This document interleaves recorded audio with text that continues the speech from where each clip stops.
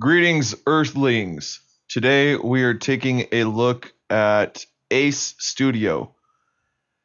You may have heard of Synthesizer V. I would say it's probably the main competitor to Ace Studio. I've been aware of them for a long time. They have crappy holiday sales and they charge a lot for their products, so I have never used them, but I think they do offer a free trial, so I think I will do a comparison video between Synthesizer V and Ace Studio, but they appear to be very, very similar. Ace Studio, as far as pricing is concerned, they do $22 billed monthly, or if you do annually, then it's only $12.42 monthly, which is cheaper than buying. The benefit of Synthesizer V is you buy it and then you own it. The problem with that, though, is AI audio or any sort of generative AI is accelerating at a very fast pace. So if you buy this and you have to buy the voices individually, as you can see, this one's $90, this one's $80. They're going to be replaced by better voices in who knows how long, and it may not even be worth it. You may just throw this away. The nice thing about using Ace Studio is that you build monthly, you have access to a bunch of different voices. It really does matter which one sounds better, but we're going to go ahead and take a look at the interface. So here in the top left, you have the different voices you can choose from, the different singers in order. I don't know if there's a better way to do this, but for me, what I've been doing is if you want to add a new singer, you double click on it, it'll add it here. And you can take your MIDI track and you can drop it on any voice, and it will do a quick render and it will generate the voice for you. You can choose Chinese, English, or Japanese voices. There's only 5 voices that are native to English, and I believe when it's saying they're native to English, the other ones can do English, but I think these ones have better English pronunciation. Here we have track control panel. You can adjust the timbre and the style of the vocals, basically creating a new seed. And then here you have the mixer, which you can use to turn up or down the volume. Unfortunately, I see solo. I'm not sure what this is. This is record? Okay. I don't see a way to mute, so I've just been dragging it here to mute, which isn't very much fun. If anyone knows how to mute these, let me know. Now, we're going to go ahead and look into the two main windows here. Now here you can drop an instrument track in as a backing track, and then here you can put in your MIDI, and then when you're doing your MIDI information, you also have to put the words in, the lyrics in with the notes, so it knows what lyrics are singing at what time given the pitch information. So when I did this in the project, it was much easier to map the MIDI to the vocals within this project. And then I just saved the piano roll notation, the pitch information as a MIDI file, and I opened it directly into here, which I think is probably, if you're doing what I'm doing, which is taking a vocal stem that already exists and then recreating it in Ace Studio, I think that's the best way to do it. So I'll start actually. Let's go ahead and listen to how my original track started. So I originally created it on Suno. Here's what it sounded like on Suno.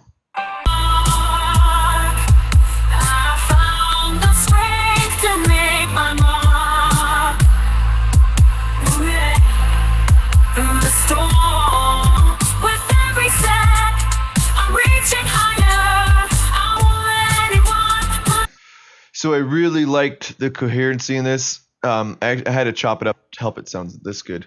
And then after that, I extracted the vocal track, and then I created a backing track. Very true, I think, to the original Suno generation, but a lot cleaner, obviously. Now, as you can tell, when I extracted the vocal stem, it was, it sounded crappy. I then tried to convert it using Musicfy to my favorite Musicfy singer's voice, Elena, which didn't sound, it just, the vocal stem wasn't good enough quality. Musicfy couldn't really understand it. It wasn't usable. So then I actually paid a singer on Fiverr to sing the song. She did a good job. However, it's just really hard in this.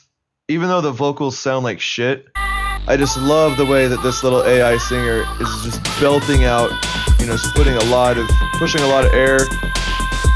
It just sounds very high, very intense. I have not been able to recreate that. The singer I hired in Fiverr did not recreate it. And maybe it's just her voice doesn't match, but I've been working for a long time to try to create vocals that would sound that good. Spoiler alert, Synthesizer V did not get me there. Main problem being here at the bottom, you have the pitch and the lyrics, but you also have air, falsetto, tension, energy, formant. I push the energy pretty high up, and the tension is what you need. You need high tension. The problem is when you raise the tension up, it brings up the overall volume, and then you hit these peaks. And when the peaks hit, it lowers the volume there, so it ends up being unusable. That, and when you have high intensity, they pronounce the words kind of weirdly. It just doesn't sound very good. And I'll give you an example right now. Hopefully it's already rendered. Okay, so this is high intensity. Here it loses volume right there. Right here. And here too. Now, if you're going low intensity or middle of the road, it actually sounds really good. If you're doing a project that has that doesn't require the kind of intensity that I'm after, this I think would be useful for a lot of situations. Let's bring it down here. It's gonna do another render. I might stop right here. In the shadows, in the dark, I have found the strength to make my mark. Let's bring the energy down to the middle. I also added some air. I'm not sure how that's going to sound with this level of energy. In the shadows, that's pretty good. In the dark, I have found the strength. And remember, once you generate a voice in here, you can take it over to Musicfy and you can change it. And that's what I did here. So I used Orange Singer, and I'll show you what that one ended up sounding like before I changed it. So here's Orange. This is from A Studio.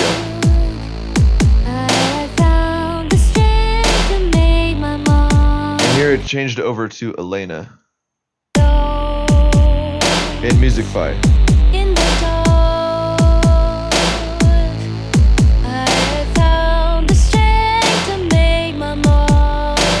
I think it sounds quite a bit better with Elena. It sounds more realistic, I think.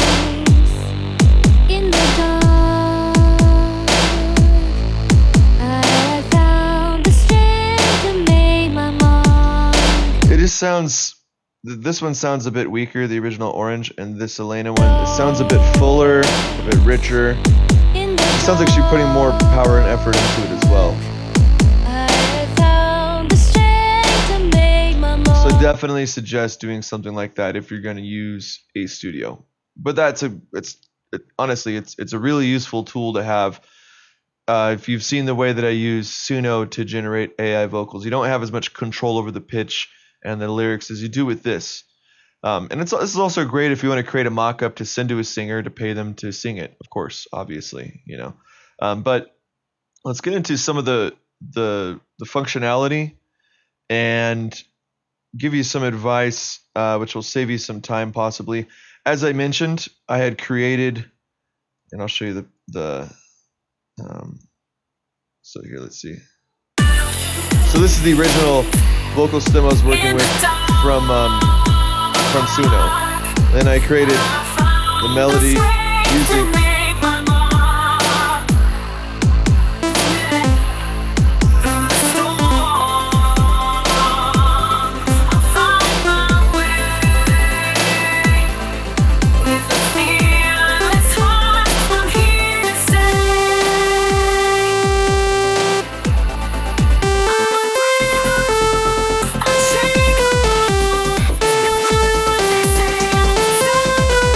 And this took me a lot of time. I spent most of the day just fiddling, just trying to get the notes just right. It took a long time and it was very tedious. It was a good experience though, because I haven't done something like this on a project this large. But to help you save some time, so I was under the impression that in A Studio you could put multiple words and a note. So rather than creating a note for each syllable, I was having one note over multiple syllables. I would want to have, I left it as one note for two syllables, but you'd want to actually have a break here, cut it, have it where you want the syllables to be, because in A Studio you get one syllable per note. If you drop a if you put a lyric that has two syllables on one note, it'll kick it down to the second note and put a number 2 on it. Number 1, number 2, two syllables. I did have an issue with the word unbreakable. It didn't seem to recognize it as one word, so I had to unbreakable. You see, and on top of that, when you put a note in, it gives you the phenome. I think it's called phenome. There's some videos for A Studio if you want to watch them. They have them on YouTube where they break this down. But this is a part of a word described in this specific sort of international phenome language model. I don't know how to describe it. There's if you want to look it up online, there's better terminology, I'm sure, that exists for this. But for here, I was having it was pronouncing able as able rather than able. So I actually I can't remember how I went to unshakable. So unshakable. So I went and you can go in here and you can copy this. If you don't have it exactly in the right format, it won't accept it, which is frustrating because you could get a reference sheet from one of these international, language phenome websites and use that. But I just suggest looking for another word that has the pronunciation that you want, copying it, and then dragging it over to here, which is what I did. You can also just take a short word that sounds like the word that you want, and then go over here and just create a new note. And so I did this on one of them. So hull. If I wanted to pronounce the word the hull as a part of a word instead of like whole or hull, then if it's pronouncing it the wrong way, then you just create the word, and it's going to give you the phenome designation. You just copy that and put it into the syllable that you're trying to correct. So that's a little bit of a hack that will save you some time. And also, like I said, if you're doing it what I'm doing, you're creating the MIDI in here and you're bringing it into A Studio, just being sure to include the syllables, each syllable, if there's multiple syllables on a note, cut it into the correct timing for the syllables. It'll save you a lot of time. It would have saved me a lot of time if I knew that. Also, as far as hotkeys are concerned, Control scroll is zoom in and out. Alt scroll, left and right, and Shift scroll doesn't do anything, but I find this to be really good hotkeys for this. In fact, I wish FL Studio used the same hotkeys. They don't have a scroll left and right as far as I can tell. So here I have yeah, but I want yeah to go over two notes. The way you do that is you do the word and then you add a minus sign after that, and it will carry the word over the two notes. Yeah. Instead of saying, yeah. So here's another example. Right here. And I think that is mostly. Oh, another thing. You have some other tools up here. You have here draw pitch. Sometimes the pitch will just get jacked up and it will just fly off the handle. Like if you have a long note, it'll just go weird. You can take this draw pitch. This makes me wish I had a graphic tablet, and you can correct it. So let's see if we can find. So here I corrected one. This was all over the place. So then I drew this line in, and I curved it down to make it match this, and it corrected it, brought it in line with that. I haven't used fixed brush, draw pitch, fixed brush, pitch eraser.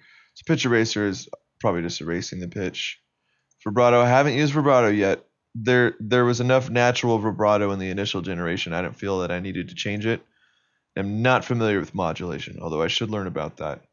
But for most of what you're doing, you just need, I think, pitch brush and so on. The note split is obviously useful because if you forgot to add a syllable in, you can use the note split to cut it and then add a syllable in there. To draw a note, when you have this selected, you just left click and draw. It will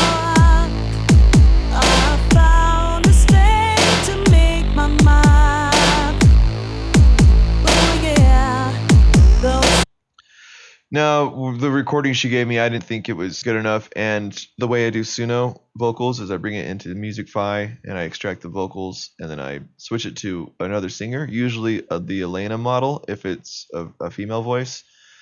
And it improves, in my opinion, it improves the harmonic tonal richness of the track. So I'll give you an A/B comparison between the Elena um, generation that's based on Robin's vocals, and then Robin's vocals as well.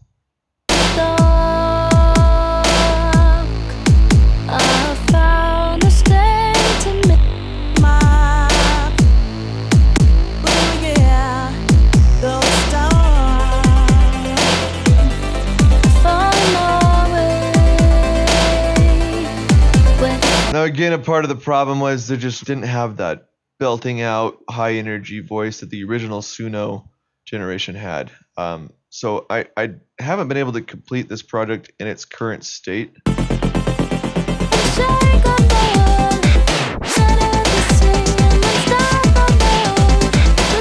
I am still looking for a singer who can do that. If you know anyone, let me know. But I'm going to go ahead and show you how this project ended up. I guess I'll give you a rundown, right? So I ended up using Elena. Let's turn these effects back on. And then I ended up adding some effects over the voice.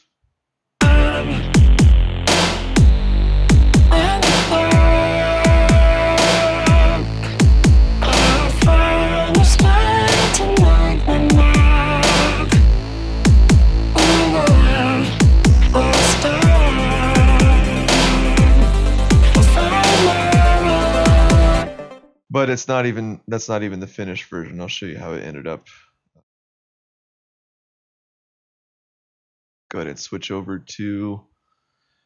So I ended up bouncing the track. I brought it in back into another project in FL Studio, and I basically pitched it down.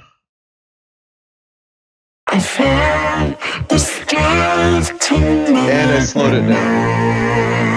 And give it sort of a vaporwave kind of vibe. And I also cut off a big chunk at the beginning.